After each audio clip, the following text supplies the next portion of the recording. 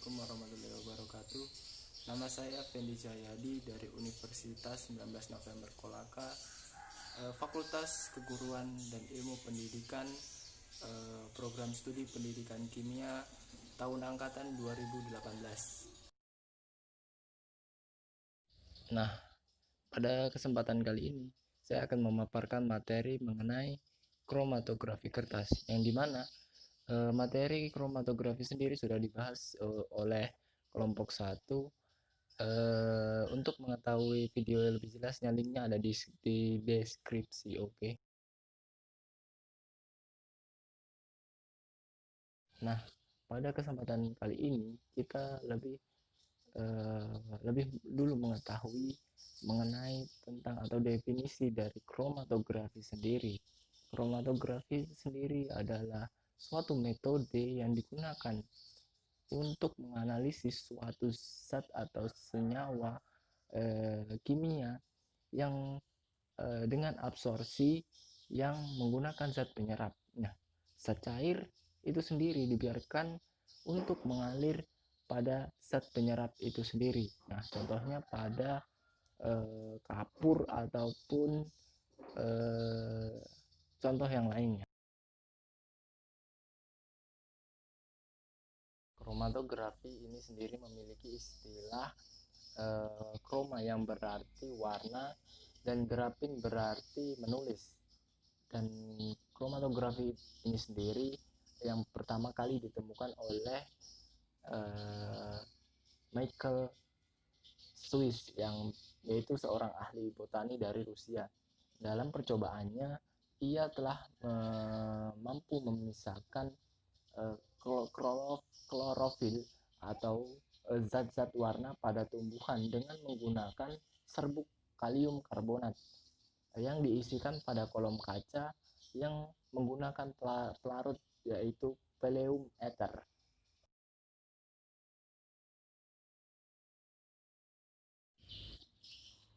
Nah, dalam kromatografi kertas sendiri itu termasuk dalam kromatografi planar, yang dimana pemisahannya menggunakan medium yang berupa bidang yang biasa digunakan, yaitu bidang datar yang berupa kertas.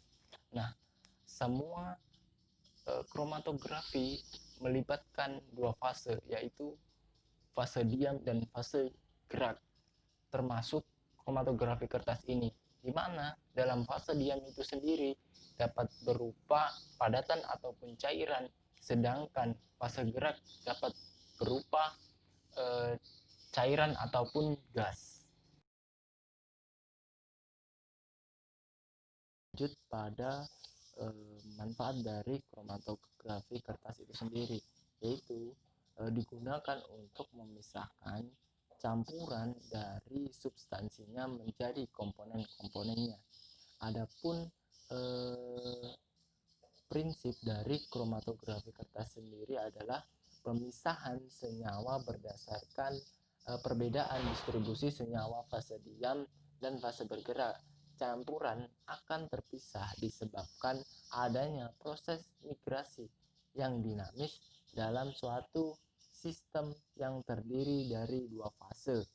Yang kedua, pemisahan kromatografi kertas terjadi karena perbedaan kelarutan zat-zat dalam pelarut. Nah, sama dengan kromatografi kemarin yang sudah dijelaskan pada kelompok 1, yaitu dalam pemisahan kromatografi sendiri harus ada perbedaan antara absorpsi ataupun zat-zatnya, dan serta perbedaan penyerapan absorpsi kertas terhadap zat-zat yang akan dipisahkan.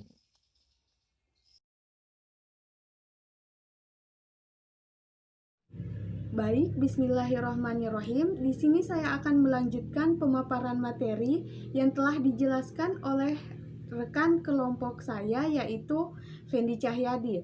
Nah, langsung saja kita ke materi. Di sini saya menjelaskan tentang metode yang ada dalam kromatografi kertas. Dan di sini saya memaparkan ada dua metode, yaitu metode ascending dan juga descending. Nah, perbedaan dari kedua metode ini yaitu terletak pada pergerakan arah fase geraknya, di mana pada metode ascending arah pergerakan fase geraknya yaitu ke atas atau mengikuti gaya kapiler. Sedangkan untuk metode descending, arah pergerakan fase geraknya yaitu ke bawah dengan mengikuti gaya gravitasi. Nah, di slide ini pula saya memaparkan dua gambar, yaitu pada gambar pertama di situ terdapat 3 buah gambar, yang mana pada gambar bagian A itu merupakan lembaran kertas yang tergantung di atas batang gelas yang dijepit pada ujungnya. Untuk gambar bagian B, kertas yang dibentuk silinder yang berada dalam sebuah wadah. Dan untuk gambar bagian C, bejana dari gelas yang terbentuk silinder. Nah, untuk gambar pada metode descending, ini merupakan metode di mana tempat pelarut berada di atas, sehingga cairan akan terserap oleh kertas dan pergerakannya akan menurun atau ke bawah.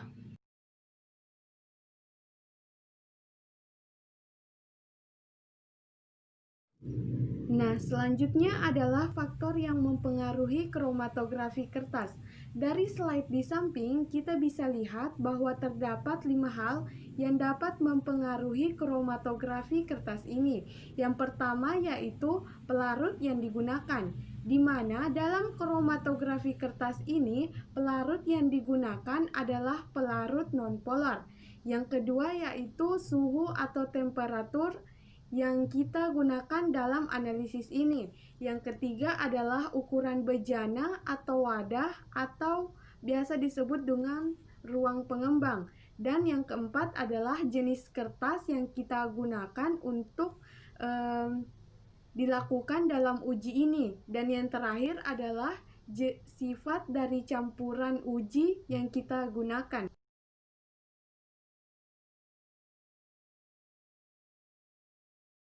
Dan kemudian adalah perlengkapan dalam kromatografi kertas ini. Yang pertama, kita harus mempunyai sampel. Sebagaimana yang kita ketahui bahwa sampel adalah larutan uji yang ingin kita ketahui komponen penyusunnya. Dan yang kedua adalah bejana pengembang atau biasa kita kenal dengan wadah. Wadah untuk menyimpan kertas yang kita gunakan. Yang ketiga adalah kertas kromatografi, di mana biasanya kita menggunakan kertas Whatman yang nomor 1 di sini. Nah, yang keempat adalah pelarut. Pelarut ini sudah dijelaskan tadi bahwa dalam kromatografi kertas kita menggunakan pelarut nonpolar. Dan yang terakhir adalah larutan pengenal. Selanjutnya yaitu prosedur kerja dari kromatografi kertas ini. Yang pertama adalah sampel diteteskan pada jarak sekitar 0,5 sampai 1 cm dari tepi kertas yang dapat kita lihat contohnya pada gambar bagian A. Setelah tetesan tadi kering, kemudian kertas dicelupkan dalam larutan pengembang yang telah dipilih pada gambar B. Kita lihat gambarnya. Kemudian perhatikan gambar C. Di situ terdapat setetes campuran yang merupakan sampel uji kita. Dan pada gambar bagian D, setelah beberapa lama kertas akan menyerap pelarut sehingga diperoleh beberapa bercak warna berbeda pada kertas. Nah, setelah itu kertas disemprot dengan larutan pengenal lalu dikeringkan kembali. Bismillah, Assalamualaikum warahmatullahi wabarakatuh. Nama saya Erwin Prayudi dengan nomor NIM 17 16 30 921, Pendidikan Kimia Angkatan 2017. Ya, di materi ketiga ini saya akan menjelaskan yang pertama yaitu tentang nilai R. Yang kedua tentang pengaplikasian kromatografi itu sendiri. Kemudian yang ketiga yaitu tentang kelebihan dari kromatografi kertas dan yang keempat adalah kekurangan dari kromatografi kertas ini. Langsung saja, yang pertama yaitu nilai R. Nah, nilai R ini ya adalah menunjukkan identitas suatu senyawa. Karena apa? Karena senyawa itu memiliki karakteristik suatu senyawa pada pelarut tertentu. Jadi nilai R ini dapat menentukan karakteristik senyawa tertentu berdasarkan pelarutnya. Nah, bagaimana cara menghitung nilai R ini? Nah, nilai R ini merupakan perbandingan jarak antara migrasi komponen dari titik awal sampai titik akhir komponen, kemudian dengan jarak migrasi eluen atau migrasi pelarut dari titik awal sampai titik akhirnya. Jadi itu rumusnya. Rumusnya itu jarak dari garis awal sampai noda terakhir komponen, kemudian dibagi dengan jarak dari garis awal pelarut sampai akhir pelarut. Itulah cara menghitung nilai RF-nya. Dan kemudian nilai RF ini memiliki faktor yang dapat mempengaruhinya. Ya, di mana faktor ini dapat menghambat suatu proses perhitungan RF. Yang pertama yaitu tentang pelarut. Nah, pelarut ini ketika dia sangat kecil atau komponen pelarutnya akan menyebabkan harga RF-nya itu berubah. Jadi RF-nya bisa berubah dikarenakan karena pelarut. Kemudian yang kedua yaitu karena suhunya yang berubah-ubah. Ini juga dapat mempengaruhi nilai RF-nya. Ketika suhu ruangan itu dapat berubah-ubah. Kemudian ukur bejana yang digunakan. Ukur bejana yang digunakan itu ketika dia terlalu besar atau terlalu kecil itu akan mempengaruhi homogenitas proses kromatografinya. Kemudian, nah ini yang paling terpenting yaitu jenis kertas. Nah, jenis kertas di sini di dalam kertas tersebut memiliki satu pori-pori, memiliki ketebalan. Nah, ketika pori-pori dan ketebalannya ini tidak spesifik atau tidak bagus untuk suatu percobaan kromatografi, pasti akan mempengaruhi nilai RF-nya. Kemudian yang terakhir itu adalah sifat campurannya. Nah, sifat campuran di sini antara komponen dan pelarut harus memenuhi komponen-komponen yang sudah ditetapkan. Karena itu kembali akan mempengaruhi pengaruh nilai RF disebabkan karena kelarutan dalam pelarutnya. Nah, yang kedua yang ingin saya sampaikan atau jelaskan yaitu tentang pengaplikasian kromatografi ini. Nah, dalam bidang modern atau di zaman modern sampai saat ini, kromatografi sangat dibutuhkan di dalam pengembangan ilmu-ilmu contoh di bidang klinik atau biokimia. Di dalam bidang biokimia contohnya. Di dalam biokimia itu ada namanya pemisahan asam amino dengan ikatan peptida. Nah, salah satu cara yang bisa digunakan untuk memisahkan asam amino dan ikatan peptida itu dengan menggunakan caranya kromatografi kertas. Yang biasa yang sudah kita pahami bersama. Dan yang kedua salah satu contohnya yaitu di bidang analitik. Nah, di bidang analitik ini bisa digunakan untuk mendeteksi tentang logam dalam suatu tanah. Jadi ada sampel tanah.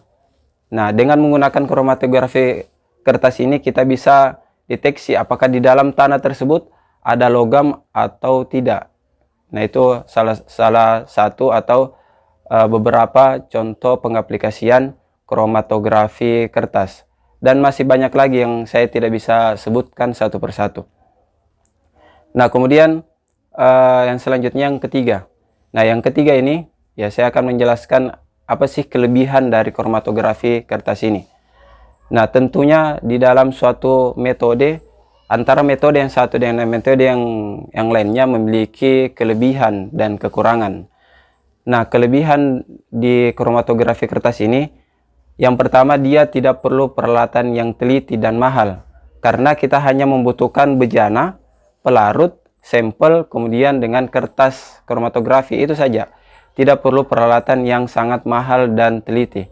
Dan yang kedua, dapat diperoleh hasil yang baik walaupun dengan peralatan dan materi yang sederhana. Nah, walaupun dengan peralatan yang sederhana kita bisa mendapatkan hasil yang terbaik. Kemudian yang ketiga, senyawa yang terpisah dapat dideteksi pada kertas yang diidentifikasi. Dan nanti kertasnya itu sudah bisa kita baca, oh ternyata antara titik awal dan titik akhir komponennya itu sekian. Nah, dari situ bisa kita deteksi berapa nilai RF-nya. Dan yang terakhir atau yang keempat yaitu tentang kekurangan dari kromatografi kertas ini. Nah, yang pertama kekurangannya itu biasa ada permasalahan menyangkut cara pemasukan fase gerak atau komponen itu tadi, perambatan fase gerak dan pengumpalannya. Itu salah satu kekurangannya. Dan yang kedua, membutuhkan waktu yang lama. Karena apa? Karena pada saat kita menggunakan kromatografi kertas, kita membutuhkan waktu ya sekitar 2 jam sampai 5 jam untuk menunggu hasil dari komponen itu bergerak ke atas. Kemudian yang terakhir itu keterbatasan parameter senyawa yang diuji. Ya, banyak sampel yang tidak bisa diuji dengan kromatografi. Jadi tidak semua sampel yang ada bisa diuji dengan kromatografi. Hanya ada beberapa sampel yang bisa diuji dengan kromatografi. Itu yang bisa saya sampaikan dan jelaskan ya mengenai kromatografi, yang dimana saya ya memiliki kapasitas sebagai pemateri ketiga. Atas kekurangan dan kelebihannya mohon dimaafkan. Ya, assalamualaikum warahmatullahi wabarakatuh.